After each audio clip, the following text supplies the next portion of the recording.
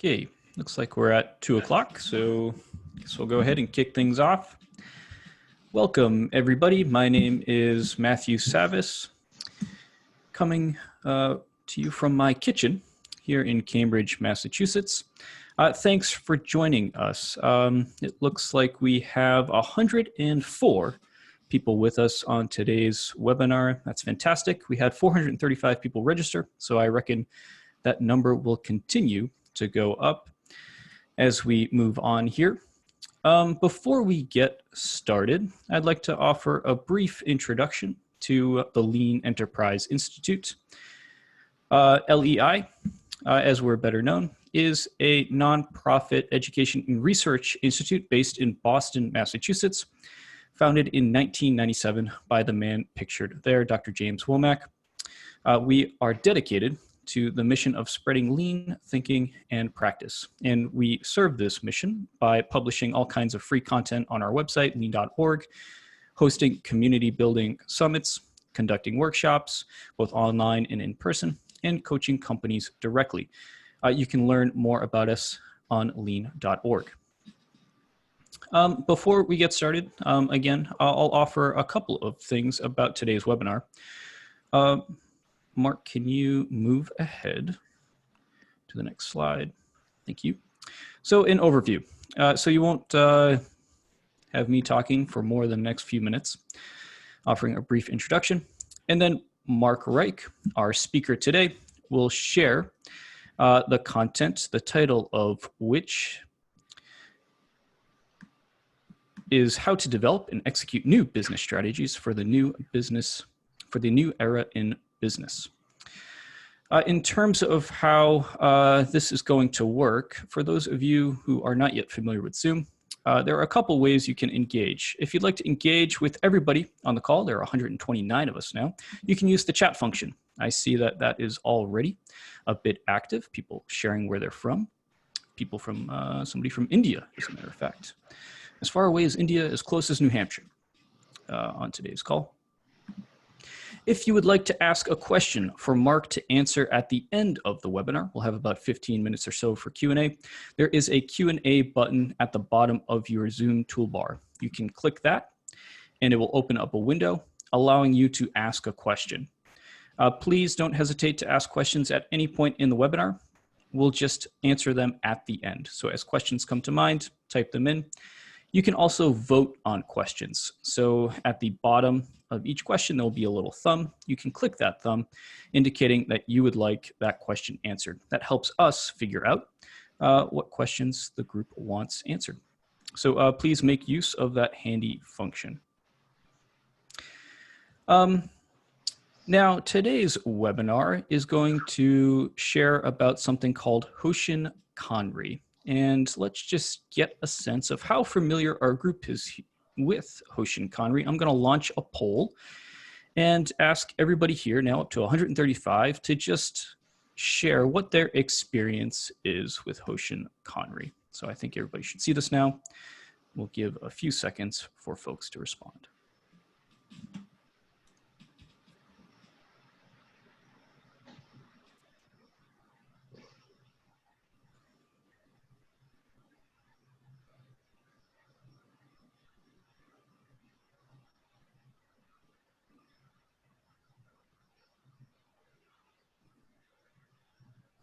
Okay, so quite a mixed bag here, almost an even distribution across experience levels. That's great. So I'll go ahead and close this poll. Okay, thanks everybody. Good to see that background. Okay, I think I'll go ahead without further ado, turn it over to Mark. Mark Reich is a senior coach here at the Lean Enterprise Institute. He's been with LEI for gosh, how many years, Mark? 9. 9 years, almost a decade. And before that, spent a number of years at Toyota, where he helped lead their Hoshin Kanri process. So thanks for doing this, Mark. I am going to turn it over to you. Thank you, Matt. Hi, everybody. I'm going to be with you for the next 40 minutes or so, kind of sharing my story. I won't say I'm an expert in this, but I did get some great experience while I was in Toyota, and I've been allowed kind of to expand on that experience since I've been out. So I'll take you through a little bit and share that experience with you. Hopefully you'll gain some insights and I can ask some questions at the end. I'm going to stop my video just so you get a chance to focus mostly on the material I'm presenting. You can listen to me and not have to focus on me. So, 1 second. So the title here is Deploying a Lean Strategy to Achieve Goals in a Disruptive Environment. Obviously, we're in a disruptive environment. I'm going to share with you a story. Seems like these disruptive environments come along fairly regularly. So I'm going to tell you a little bit about what I experienced in a disruptive environment I experienced in Toyota. I'm really happy to see people from other areas of the world. That's really cool. I think if you're tuning in from India today, it's pretty late. So I'll be respectful as best I can of your time. Just to give you a little bit about, why do I get the opportunity to speak about this topic? I have a little bit of experience. I've been at the Lean Enterprise Institute for 9 years. I'm currently a senior coach. Prior to that, I've been in various roles at LEI. I was for a while the chief operating officer of LEI as well. But most of my career, going back to my 20s, was when I was with the Toyota. I spent 23 years. 6 of those were with Japan in product development. I've spent 10 years in an organization in North America called the Toyota Supplier Support Center. It's actually called the Toyota Production Systems Support Center now. It's an organization that helps other companies with the Toyota production system. And I also spent 7 years in Toyota North America. And it was and that's a little bit about the story I'm going to share. I was the assistant general manager of corporate strategy located where I'm broadcasting from you today in lovely Cincinnati. Toyota for a long time had its North American headquarters located here right outside of Cincinnati in northern Kentucky. So I spent 7 years learning Hoshin Kanri in Toyota, and I'm going to share a little bit about that experience as well as some of what I learned and some of the basic thinking behind it. So I'm going to spend 40 minutes sharing with you that case study and some of those basics, and then another 20 minutes we'll have a chance for you to ask some questions and hopefully I can answer them. Again, thank you everybody for taking your time. I know it's a little crazy going back to back on meetings like this virtually, so I really appreciate that you've taken some time for this purpose. So a little bit about the story I will share and a little bit about how Hoshin Kanri helped Toyota North America. I mentioned that I spent the first part of my career with Toyota in Japan. It was quite interesting because I kind of got dipped pretty deeply in the Toyota culture, going into Japan, where the Toyota culture had been steeped for a very long time. I moved to North America shortly after that in the mid-90s and ended up in this corporate strategy group in the early 2000s. And Toyota North America, people often think that Toyota is this mechanized machine that just kind of works perfectly all the time. We were struggling significantly. In 2001, we didn't have alignment and we really couldn't execute as a team. Despite that, we had to tackle some incredible challenges that were in our kind of coming at us with growth. And I learned, and we learned, I guess, as a North American organization, that Hoshin Kanri could be very helpful for us to strengthen our alignment and execution during that very challenging growth phase during the 2000s. And that set us up well for what everybody experienced in 2008 when we had the Great Recession, which of course impacted Toyota in more ways than one. And this is the story I want to tell throughout the course of the next several slides. So this is kind of what we lived through, or what I lived through over the course of some of my career while I was in Toyota. We had very high growth rates, if you look at that red sales line, but also maybe more importantly, this blue North American production line, starting really in the late 90s, going through 2007-8, when of course the economy crashed. We went through pretty steep growth. We also had steep decline and had to live through two major crises. Of course, everybody lived through the, actually, I'll say we lived through three crises. That's a typo, but everybody lived through the recession. But we also, Toyota was impacted, if you remember, by our quality crisis. But we recovered quite quickly from that. And I think there's a reason for that I want to share.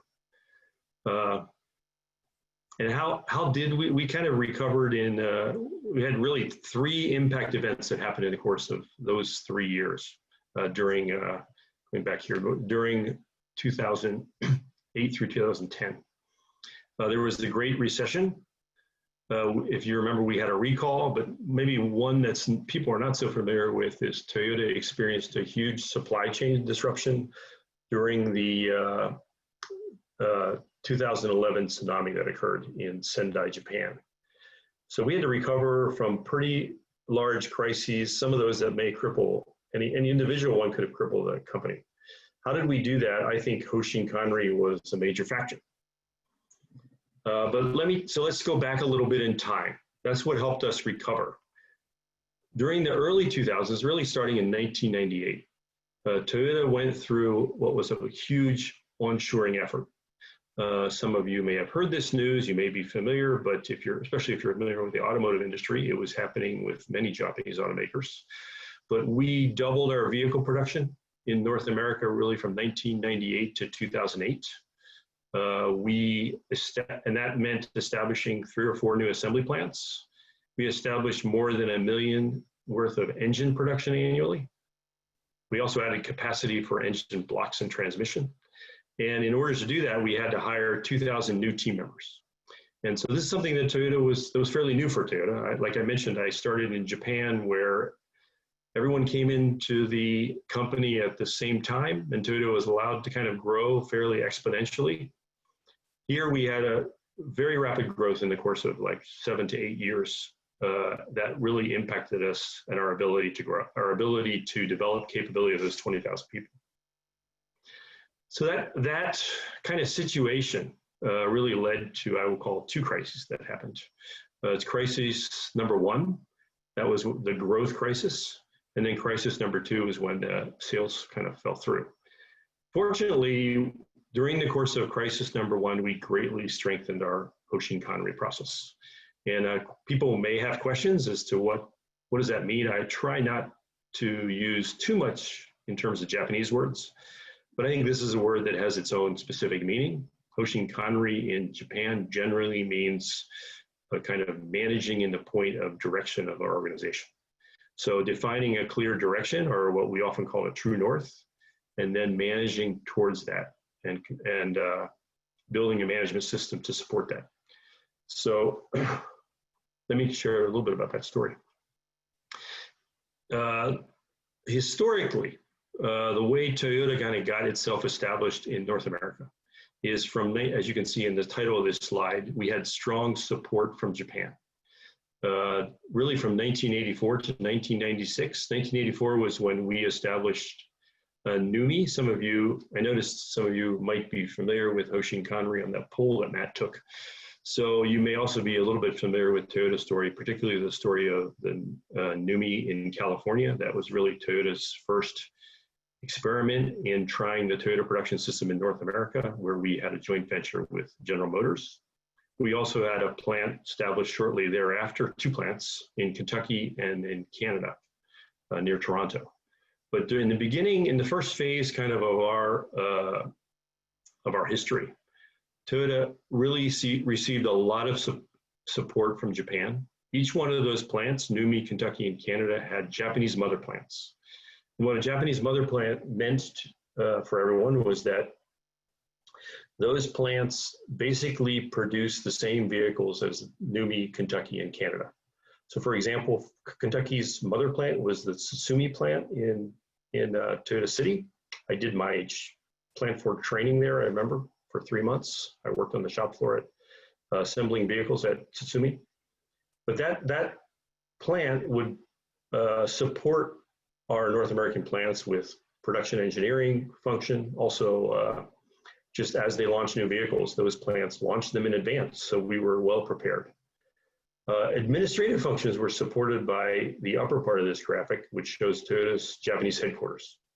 All the HR related accounting stuff was direct support was provided from Japan. But around the mid-90s, as we expanded our production, Toyota realized that we needed a North American headquarters. So Toyota established an organization called the Toyota Motor Manufacturing North America that really consolidated a lot of functions that had been in Japan for North America, as well as independently in the plants, things like HR, purchasing, production control. But in fact, a lot of the situation still remained fairly complicated. The process of decision-making was inefficient because many times we didn't really correct the management system. So often the plants would continue to go directly to their Japanese mother plants for help. They would also often bypass Toyota Japan headquarters. And some of that had to do with, there were many reasons for that. It might have been the capability of our organization at the headquarters, this is where I worked in corporate strategy. But it was also just the management system that had not been set up to align these organizations across the plants and with North American headquarters. And responsibilities were often not clear. So what that kind of resulted in is we had independent silos without a common strategic direction. We had, for example, Indiana plant focusing very clearly on quality, our engine plants focusing on cost, Canadian plant focusing on developing capability of people, and they did not work so much together, work in silos. And so that was really our first crisis. Meanwhile, our headquarters was kind of isolated. Now, I don't want to oversell this. I mean, the headquarters did play a fair amount of function in terms of consolidating purchasing. But it was clear, and I think anybody who was involved in the organization at that time recognized that our plants did not collaborate. So one of the countermeasures to that, in conjunction with some key leadership in the organization, kind of led by a gentleman by the name of Mr. Nimi, who was a former CEO of North America, we established in 2003, while I was in corporate strategy, we put together what was called the NAM 2010 vision, North American Manufacturing 2010 vision. And that focused on building one Toyota in North America and becoming self-reliant. So those lines I showed you back to Japan, we wanted to see if we could build capability across our North American organization, between our plants, among our plants, and with the headquarters. So we focused really on there's kind of four major things that sit in that green triangle that were supplier enhancement, people development, customer satisfaction, and cost reduction. We also kind of measured how we were doing in other areas such as safety and environment, but primarily the organization focused on those four key items to pull together and unite the organization. So we established a clear process of collaboration that was built on Hoshin Kanri. That meant that we defined our four kind of core Hoshin objectives as cost reduction, customer satisfaction, supplier development, and people development. I'm kind of simplifying them for the audience, but those are the fundamental four things we focused on. And we set up an organizational structure that really hadn't been kind of formally collaborated, had not really formally collaborated before. And that was each individual leader, plant manager, was given kind of global responsibility for leading in collaboration with a Toyota headquarters vice president. So just using the people development example, I mean, that would mean that our North American headquarters, if you remember, I said that TMMNA, Toyota Motor Manufacturing North American, that HR VP collaborated with Indiana plant manager and NUMI plant manager to build the capability, people development, kind of core Hoshin responsibility for all of North America. So that forced two things. One, it forced the role of these plant managers to step beyond just their plant. It also, and to take on a larger role and think about the whole organization. But it also kind of forced, to some extent, collaboration at the top. And each one of those leaders those teams were given responsibility to define strategic A3s for each objective. I saw that on the poll, there was a fair number of you that are familiar with Hoshin Kanri. And so my experience tells me that many of you are probably even more familiar with A3 thinking. It's problem-solving methodology introduced in Toyota. I'm not going to spend a lot of time on that here in this webinar. Maybe a topic for another day. But it was critical for us to understand what was the really current state of each of these 4 areas and for the teams to work together. This meant actually that, I don't want to underemphasize, it wasn't like 2 people worked on this. Those 2 key leaders in each area put together this A3, but this ended up encompassing hundreds of leaders and people across the organization, and eventually involving most everybody across Toyota North American manufacturing. So it helped us, so that really was kind of a key factor in helping us strengthen the Toyota Way. Some of you may have heard about the Toyota Way. Toyota has defined that for our organization. It's also been kind of shared with the community much broader in Jeff Leiker's book, The Toyota Way. But we went from an organization that had many kind of disparate objectives, as I explained earlier, to one that had a few quite aligned objectives. We went from individual isolated issues that were being tackled in the plants to defined problems across all of North America. We went from isolated programs to cross-functional programs. And we also had previously defined specific plant targets that most of those had come from Japan. We developed interdependent performance measures across the organization.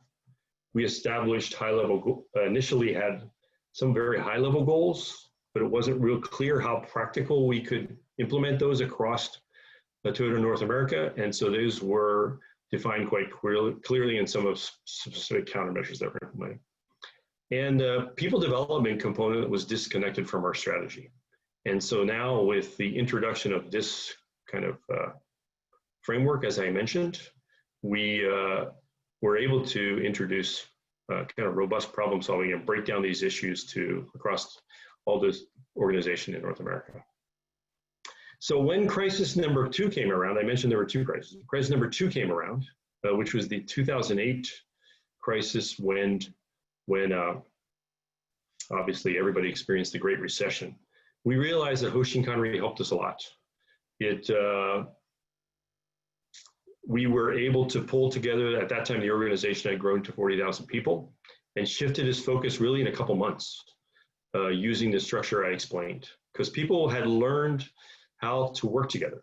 That's a critical part of Hoshin Kanri, is learning how to align the organization and how to build alignment in thinking fairly quickly. That's something an organization has to kind of learn, and you need a mechanism for that, and that's where Hoshin Kanri can help you. So we were able to focus quite quickly with a laser focus on quality when we had our quality crisis. And an additional really impactful thing for me, because this was 2008, I was still with Toyota, the organization focused on safety. And I think that was critical because everybody, like many people are now, was concerned with what's going to happen in this recession. Will Toyota live up to its word that it will not lay people off?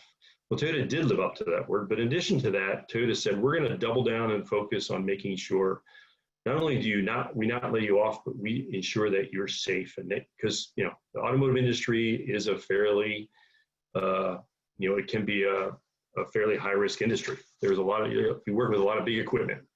So Toyota focused on that across all of the organization, including people in administration. We were all given responsibilities to work and support safety. And that happened quite quickly. So that's kind of our Toyota story. I think I can, if there are questions, I can go into more depth about that. And there is a lot more to that story, obviously, a lot more in terms of like detailed content. But I think it's important probably based on that story to provide a little bit more about what I learned out of that experience. That was, as I mentioned, 7 years I spent kind of going through learning cycles as we were doing Hoshin Kanri in North America. And so out of that, I gained some pretty good technical knowledge, but also some fundamental thinking that I'd like to share. And this is, again, Hoshin Kanri is not something that Toyota invented. It's what I learned, and Toyota adopted it. And like many things Toyota does, it kind of made it its own and did a thorough job of implementing it. So what I'm sharing is really, it's my thinking and kind of what I learned through Toyota and what I've learned since. So before I get into specifics about Hoshin Kanri, I want to introduce this framework, because this is a framework that we use. It's fundamental to the Lean Enterprise Institute. It was developed 6-7 years ago, primarily led by John Shook, who was our CEO at the time, but also many of us were involved. But it focuses on, rather than thinking about specific tools, if we're thinking about a transformation in an organization, we need to think about some fundamental questions to answer first. And it starts with, what is the roof of this house? You know, houses are pretty popular in the Lean movement. So we decided to borrow that, our Lego house. Starts with, what is our purpose? And then based on that, what is our situational problem we need to address in the organization? This ties very closely to Hoshin Kanri. If you can think about those crises we went through, so how to address those crises was our purpose. And the second question is then, based on that, how do we go about improving the actual work? Third question is how to develop capability of the people to better do that work. Now, fourth questions relate, there's kind of a combination question, like what is the leadership behavior we need to support that? And what's the management system we need? And Hoshin Kanri ties directly into that management system. It's a way to define a clear structure to review and adjust your strategic objectives.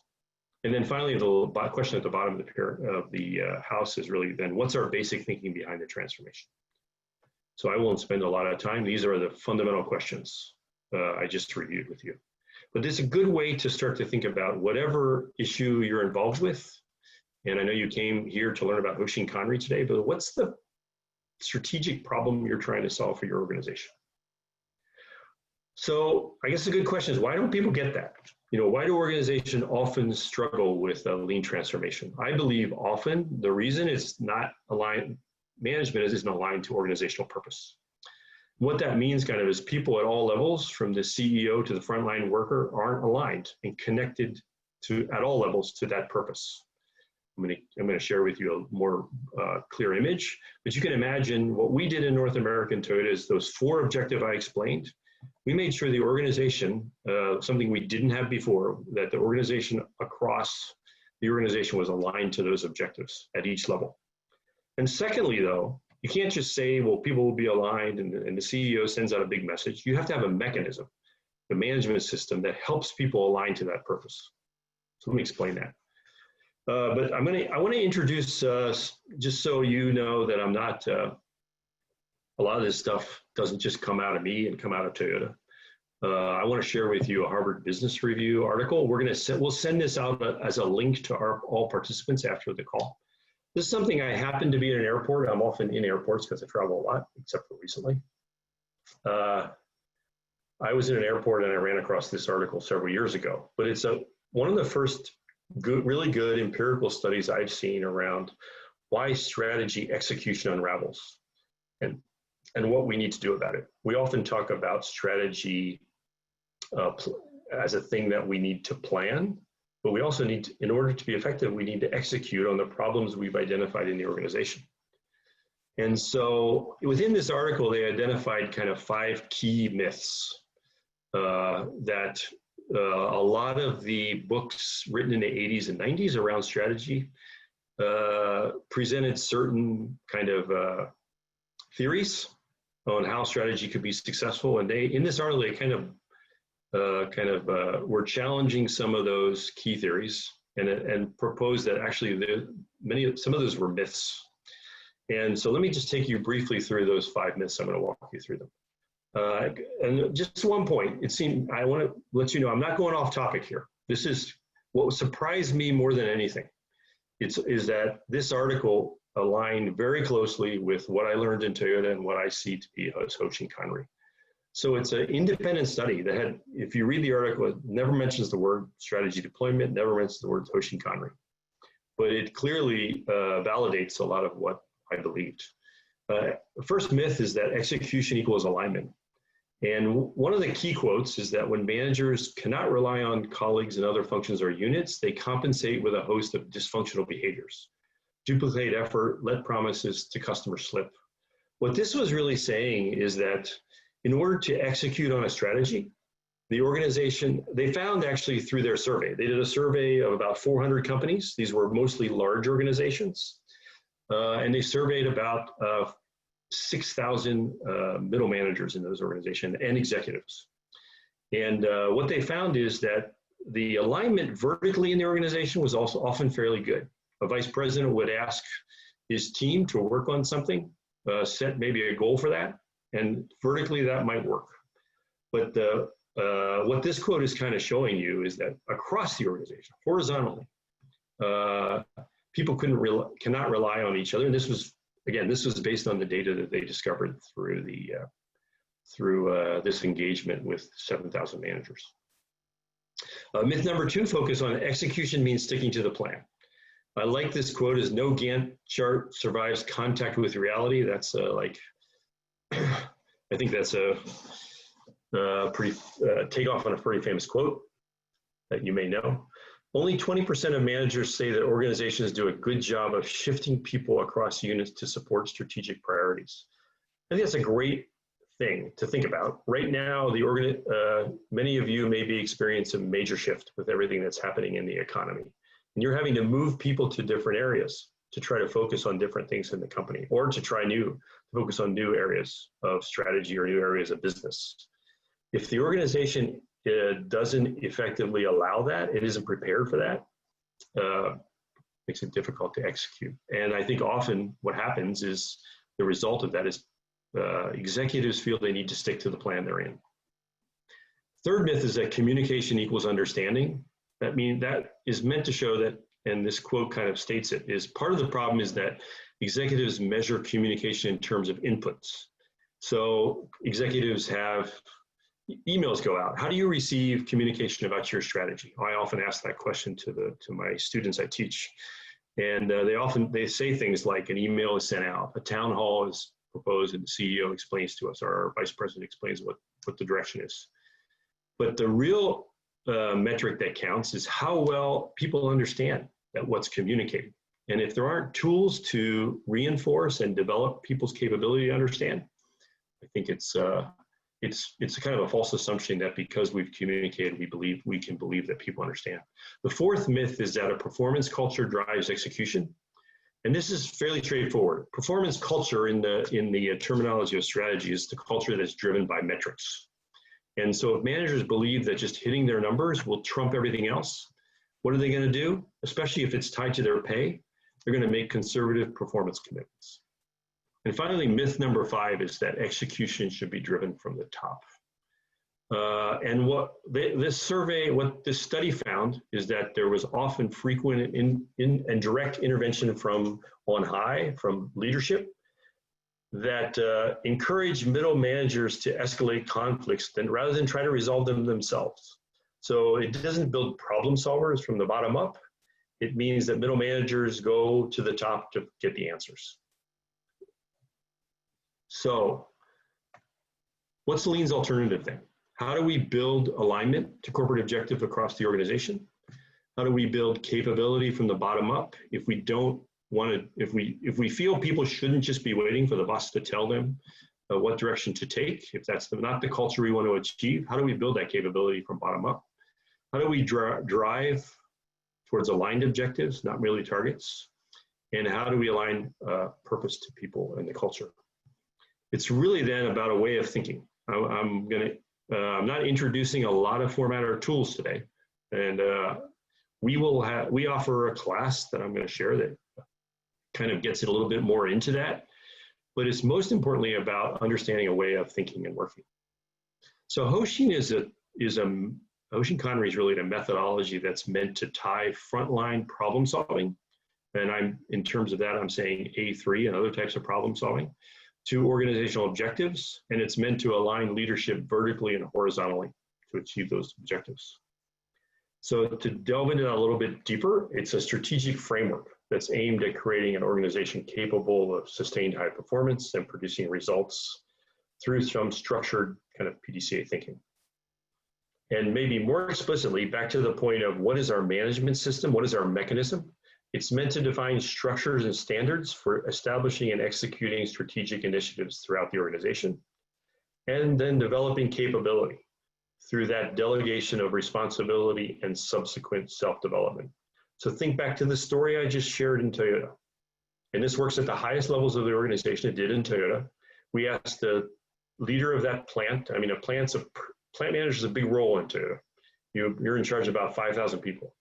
And so we asked a plant manager and a vice president to get together to develop and execute on key initiatives across the organization. And the purpose, one primary purpose of that was to develop their capability in North America so we could lead with much, much less self-reliance from Japan. So we want the organization to focus, again, to reiterate, on a few key objectives, those items that are meant for innovation, establish a rigorous PDCA cycle for innovation and continuous improvement, and engage and motivate people by clarifying and defining responsibilities to achieve objectives at each level.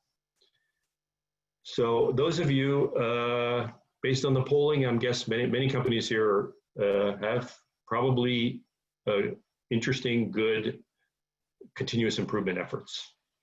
Continuous improvement efforts are things I believe in from the bottom of my heart are very important. Day to day, everyone has a responsibility to improve their job. But if we want to leapfrog the organization to a new level, we need something more than just that daily continuous improvement to the current state. We need something that will allow us to leap to a new level. I think Hoshin is helpful in that respect. So this slide is kind of meant to show you just what is that process then? What are the Hoshin inputs and outputs that go into creating objectives? I'm just going to say to you, in Toyota, this is a process we did annually. I can imagine that's all being rejiggered this year. What's happened with the pandemic, even in Toyota. But we built this on an annual basis for an organization of 400,000 people across the world. It kind of required us to do that, but it doesn't have to be built on an annual basis. Many organizations do this 6 months, quarterly. But the primary thing is, in terms of inputs, is understanding what is your current state. So before we say jump to making some new product, finding some new customers, what is our current state and what are our current problems? And then where do we want to go? What's our vision or long-term plan that I mentioned to you? We had established our 2010 vision. What are new products or potential new markets we want to go into? We want to get input from customers or other organizations to see if we're effective. We would like, and of course it's good to do internal benchmarking and have some of your own thinking, but identifying kind of what is our crisis and understanding that. And those things can roll into business objectives and activity plans. Outputs of those should be new processes, new products and services, process improvement, and hopefully we develop all the outcomes of that, or we develop capability of our people, which in the long run gives us improved business results.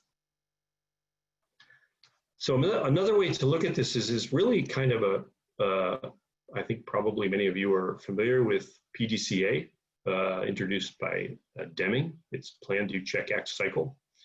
And it's really meant to kind of, Hoshin can kind of fall right into this. So grasping our situation up front, where are we now?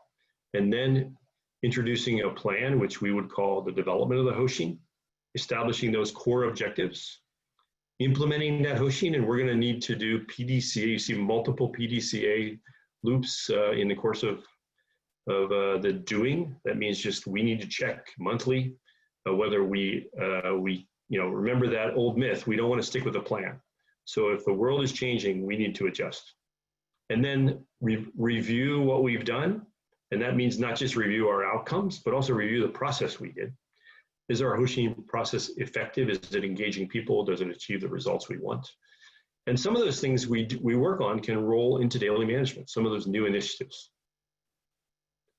So this slide is meant to just show you very kind of a little more clearly and specifically what's the difference between a traditional and a Hoshin process.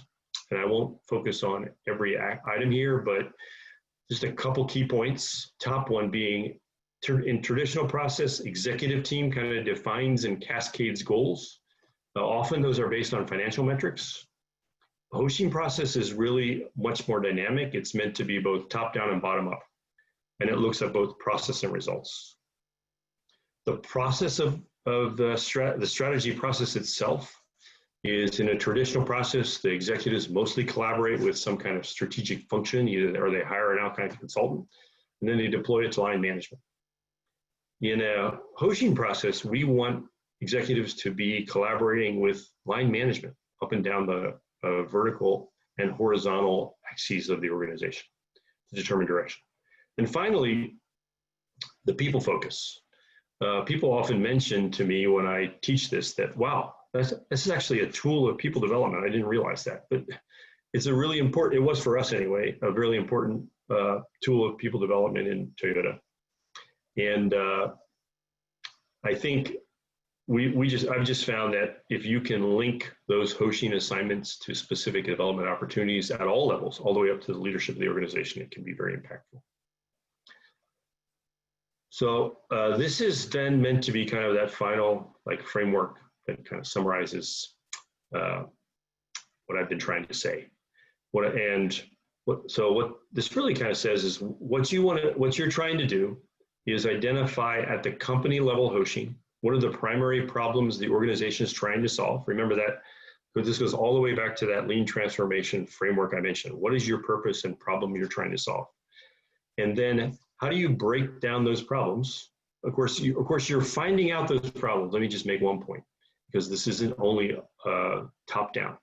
You're finding out those problems by pulling information and know-how and learning and engagement from the lower levels in the organization. And you're defining what your organizational goals will be. And then that breaks down to the next level. At the departmental level, Hoshin that gets defined, and horizontal alignment built to those objectives across the organization. And then that breaks all the way down to individual problem solving. The key thing on the left, it mentions think why at each level. One of the reasons we use the tool I mentioned, A3, the problem solving tool, is that I think it is a fallacy that leadership can just broadcast company goals in a all-team meeting and everybody will understand what they are. We use the A3 very clearly to kind of break between these levels. So as that graphic I showed you earlier, at the top level, we had executives creating their problem-solving A3. And then at the next level, as we got more towards actually executing initiatives based on those top-level A3s, those people in the middle management level also created their A3 for their own scope of work. So people could see and understand how those top-level objectives tie directly to their goals. The final thing, and I won't go into a lot of depth here, but is a concept called catchball. Catchball was really built to put in some structure around how do we do that. How do we do this process, this vertical and horizontal alignment process? And it means, the purpose then is to develop people's capability and align the team member to work on those objectives through deep problem solving. So, the kind of assumption is that planning exists at each level, and each level breaks down that Hoshin, and then a catchball, which is really that exchange of ideas, occurs both top down and bottom up. And this is just kind of shows you that cycle between, in this case, manager and direct report. It could be colleagues, but manager provides some initial objective. It's a thinking opportunity for their direct report. That provides ownership for them to work further, and they clarify and then coach based on manager direction. So that's kind of the end of my material. I know we're going to take questions. Just one final note before we go into questions. There is a class supporting this that we've developed. It's a remote class. that runs over the course, sessions over the course of 9 weeks, 1 to 2 hour sessions. There's a class that starts on June 22nd. That class is sold out. Sorry, some of you coming into this webinar and even before that had expressed a lot of interest, so we are sold out. But we have added a new class. It will run July 20th to September 14th. It's the same structure as the class that I just showed you. Again, those 1 to 2 hour sessions, it's available on lean.org. And I will be the instructor of the class. And really what that class kind of is meant to do. It's hard to explain in 40 minutes like I just did. But we will go a lot deeper into, it takes place over 9 weeks for a reason, because in a way, you're going to go through a case study where an organization, you are actors in that organization, actually develop your strategy for your company, and it will build and you can use that thinking in your own organization then. So Matt, I'm going to stop there. I'm going to let you pick things up. We can take questions and. Yeah, thank you, Mark. And we do have quite a few questions that have come in. Just to remind everybody that to either ask a question or to vote on a question so it gets asked, open up the Q&A function by clicking the button at the bottom of your Zoom window. But we'll just start off here.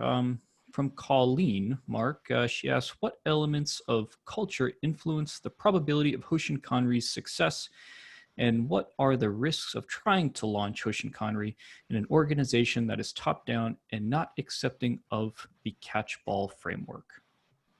Hey, Colleen, you sneaked in 2 questions there. So let me, give me the first one again, Matt, sorry.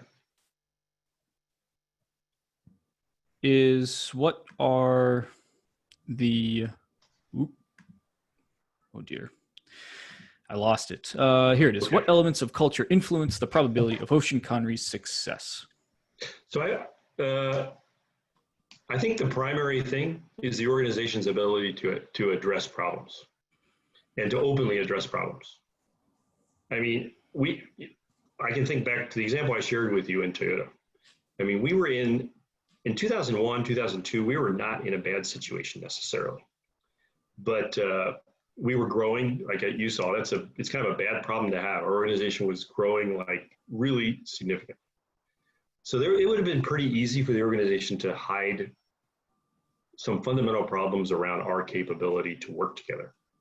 But because the organization, because in Toyota we promoted that culture of openly addressing problems.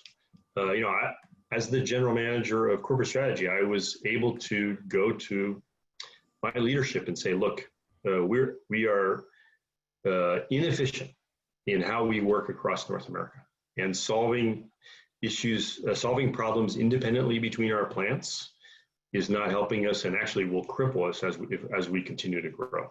So I think the organization's ability to be able to, that problem solving, I wouldn't even say problem solve, ability of problems to be raised to the surface. And the second part of your question, Colleen, was what, Matt? Sorry. Yeah, what are the risks of trying to launch Hoshin Kanri strategy in an organization that is top-down and not accepting of the catch-ball framework? Well, that's a big risk. I mean, if the organization's gonna, if that's the current organizational culture, you're not gonna engage people in the levels below.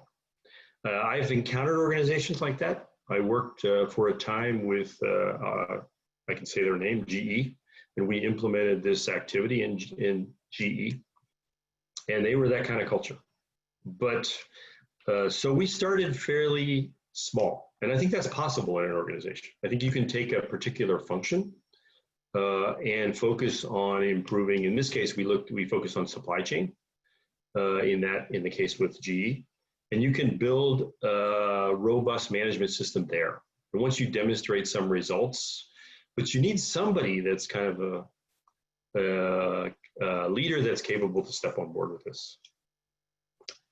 Thanks, Matt. I'll take better notes on those questions. Okay, Another question that's gotten quite a few votes, maybe a little bit easier to answer this one. Any suggested books to read for more in-depth study? Well,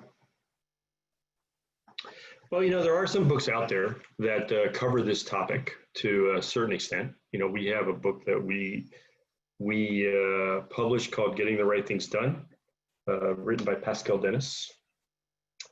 Jeff Leiker, who has written many books about Toyota, if you're familiar with his books. And he wrote a book called The Toyota Way to Lean Leadership. And that's a pretty good book. He wrote it with a gentleman by the name of Gary Convis, who I work very closely with in Toyota. Gary was the former executive vice president in Toyota North America. He was the head of our Georgetown plant. He eventually became CEO of Dana Corporation. But he and Jeff wrote the leadership story, and a lot of it revolved around this story I'm sharing today, because I experienced this actual example with Gary. Gary and I worked together in the 2000s when Toyota was growing. He was the head of the Georgetown plant. Gary was actually one of those leaders that had responsibility, one of those plant managers that had responsibility for one of those initiatives I mentioned. So that's a pretty good book to look at too. And there's actually a fair amount of good content. I think, Matt, we're going to send out a link to some good articles, one written by Jim Womack, based on our visit to Japan recently. We visited the Toyota Kyushu plant a year ago, and their execution, the execution in Toyota on Hoshin Kanri was kind of amazing. Yeah, that's right. And several people have asked whether we'll be sharing the slides. We will be sharing the slides along with the recording, and as Mark said, we'll share some additional reading as well. Next question. How do you link Hoshin with the budget process? It's a good question. In Toyota, we linked them. I mean, they were done together. And I don't know I'm not sure how mechanical or like how detailed your question is, but we developed the Hoshin. We spent, just to give you a kind of maybe I didn't go into much depth about that in the presentation, but the traditional Hoshin process in Toyota started in maybe late December, early January, as Toyota started to formulate its new plans for the year while it was finishing out its old plans for the year. Toyota runs on at least when I was there, it ran on a fiscal year cycle of April to March. And we would spend all of January, February, March defining what those objectives were. So it was tied directly into the budget planning cycle. And that was kind of important because some of these things you're thinking about doing in your company are probably things that require money. Could be, if you're thinking about innovative things, if you're thinking about new business that might require equipment, facilities, etc. So it was, that wasn't always true in Toyota. I know we went through, even when I was working there in charge of corporate strategy, we went through a metamorphosis. There is one, I'll just say, downside to having all that together, is it does create a fair burden on the organization when you are going through a budget planning cycle, which takes a lot of, nobody does any of this work. I had a few staff that helped me with Hoshin Kanri. Pretty much everybody else, all the executives of the organization, this was a part-time job for them, helping define the strategy. So, you've got people with line work that are also doing budgets, and they're also doing this Hoshin Kanri process at the same time. So the burden on the organization when you do it all together is a little higher, but I think doing it all together has much more value. Okay, next up from Vivian, is there a standard frequency to review the Hoshin? For example, yearly, monthly, or is it somehow tied to A3 reviews? Well, I think the answer to that is for the first part of that question it depends on the organization. Now in Toyota, I'll tell you, and I think it depends on the maturity of the organization. In Toyota, we reviewed, depending on the timing when I was there, we reviewed the Hoshin once or twice a year. But that meant that we already had built a lot of, that was after, this was later 2007 and 8, after we had like good alignment across the organization. We knew that we could rely on executives to work both cross-functionally and vertically to build their objectives and execute them. In fact, it was a primary way we measured capability of executives, was that ability to work cross-functionally. It was tied to their performance. But I would say that that's a mature system. Mostly, I recommend organizations that are starting with this do it monthly, just because you have to. People forget, and I don't think they realize until they try this, that you actually have to build muscle memory around how to align to each other's thinking. It's not a natural thing in most organizations. It's not required often. So I think that the more you get that opportunity to work together, to align to objectives, define where your gaps are between different functions and different people's progress, and checking on that progress, the better. So probably monthly is a good cadence. A3s, the second part of that question is a great question, thank you.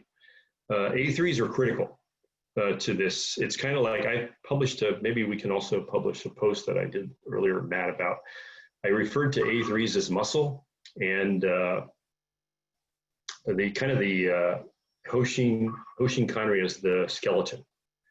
Without trying problem solving and learning A3s, you don't really build effectively that vertical and horizontal alignment, because A3 helps you kind of define the problem and get alignment across the organization of what that problem is, so that people can see, if you're working like the example I showed you between the plant manager and the HR vice president at the headquarters, you have to get alignment on what the problem is you're really trying to solve together, and that the A3 allows that. Okay, and a question from Mario. How do you implement Hoshin in a company with a lot of pressure to reduce cost and limited time to reorganize themselves?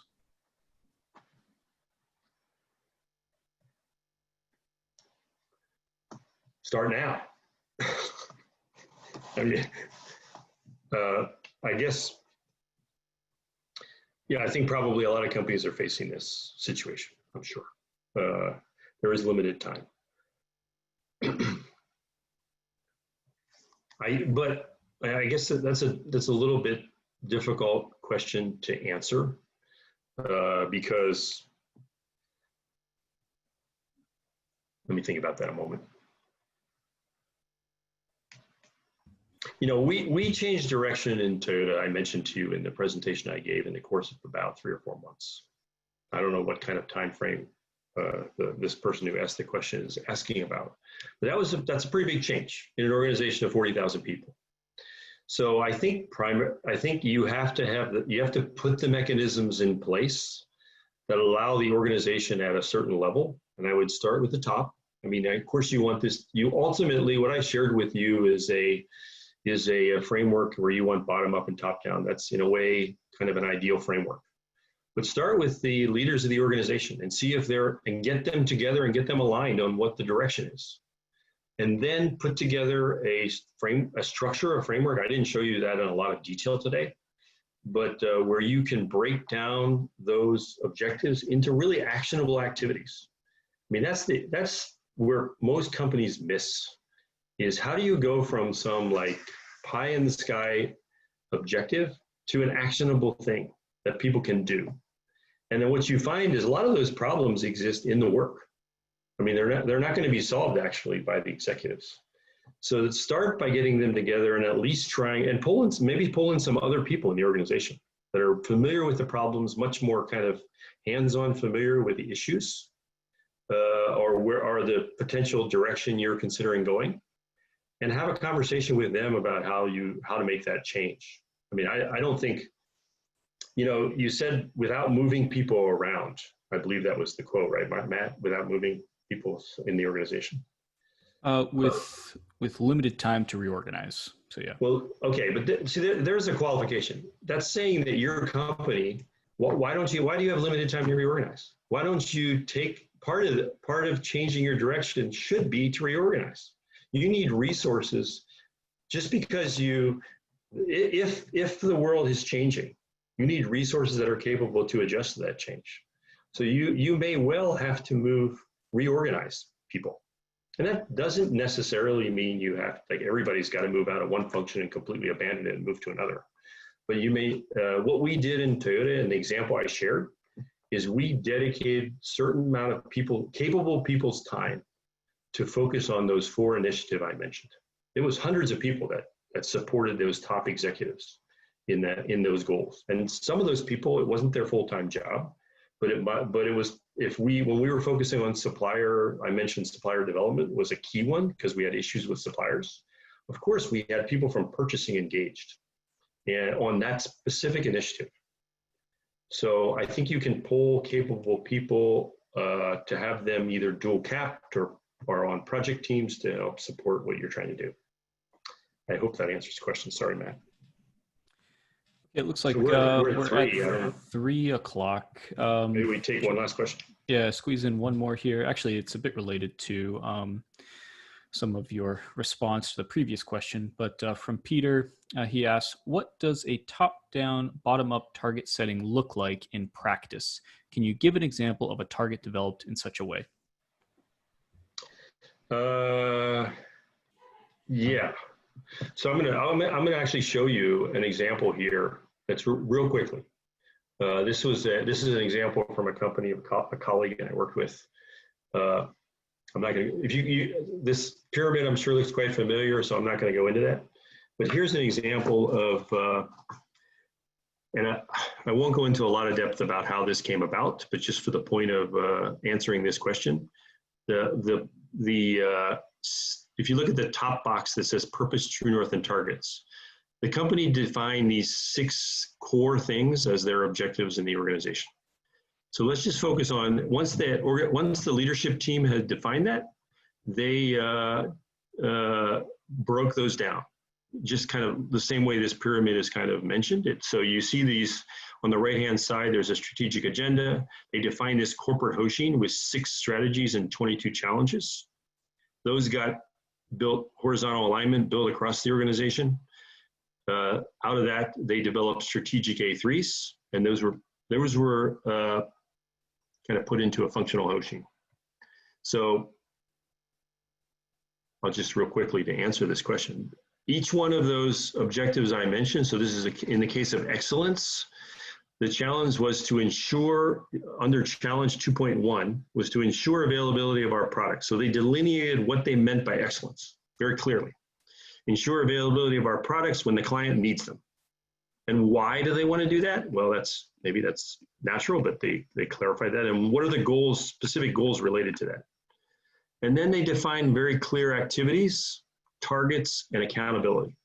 So there's a framework like this, which defines the objective based on that high-level goal of excellence. What are the activities, targets, lead, and support? And this is the same thing we did to a great extent, quite similar to Toyota. And then based on that, they clarified what is the problem we're trying to solve with excellence in the context of these issues, in terms of, for example, meeting commercial specification, meeting customer demand. What are the problems? What is our gap related to those goals? And each executive built an A3 around that. So around excellence, this particular A3 focused on ensuring availability of products to meet our market requirements while continuously decreasing our total unit costs. So the A3 allowed, the question I think related to that top-down, bottom-up, vertical, that A3 fleshed out the specific problems related to the higher level issue that was addressed in the corporate Hoshin. So that's a fairly quick example. I hope that was helpful for people. Well, thank you, Mark. And in the reading materials that we'll share to follow up, there are similar examples in some of those to hopefully provide a bit more clarification. We are at 3:04 right now, so I think we'll wrap it up. I'd like to thank Mark again for sharing his knowledge about Hoshin Kanri with the group, and everybody who joined us today. We peaked at 170, so that is really awesome. Wonderful. Yeah. And can I just say one thing, Matt, before we check out, is I just really want to thank everybody. I hope I did the best I could to answer your questions. I think the questions were really, really good. And it's clear to me from the questions you ask that there are a lot of organizations out there struggling right now with what to do next. So I hope this was helpful for you. Thank you. And we will be following up, like we said, with the slides, a link to the recording, as well as some additional reading material. So look out for that in your inboxes. Thanks again, everybody, and bye for now.